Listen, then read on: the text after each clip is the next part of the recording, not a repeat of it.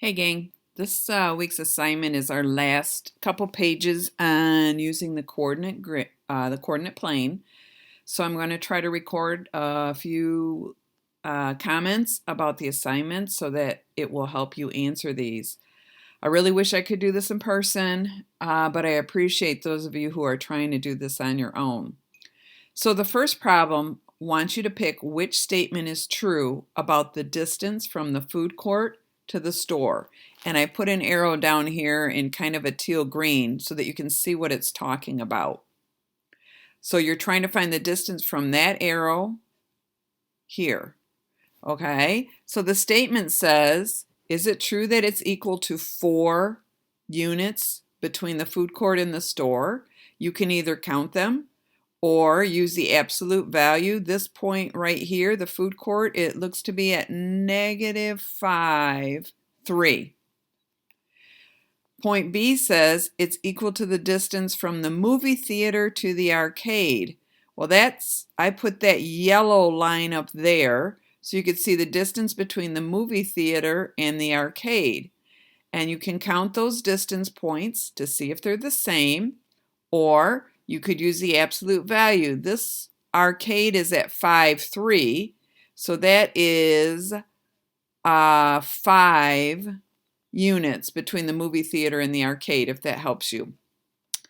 Option C says it is less than the distance from the movie theater to the arcade. So that means, is this green arrow less than that yellow arrow, or the distance between those 2 points? And option D is it is greater than the distance from the movie theater to the arcade. Is this distance here from the food court to the store greater than this distance here from the movie theater to the arcade? So hopefully that helps you with problem 1. Let's take a look at problem 2. It says a new coffee shop is being built. Its location is the reflection of the arcade's coordinates across the y-axis. Which procedure will find the correct distance between the arcade and the new coffee shop? Circle all that apply. So I put over here, just to remind you, that the arcade coordinates are 5, 3. If you look over here, that's over 5 and up 3. And I actually did the reflection for you using purple. Reflecting across the y-axis means that the y-coordinate will stay the same and the x-coordinate will be the opposite. So when we reflect all the way over there, we're now at -5 and still at 3. So if we find the sum of the absolute value of 3 and the absolute value of 3, is that going to give us the right answer? Well, I don't see that distance there being 3 and that distance being 3. It says if you simplify the expression of the absolute value of -5 plus the absolute value of 5, is that going to give us the correct distance? That would be the absolute value of -5, and this is at -5, plus the absolute value of 5, and that would be 5.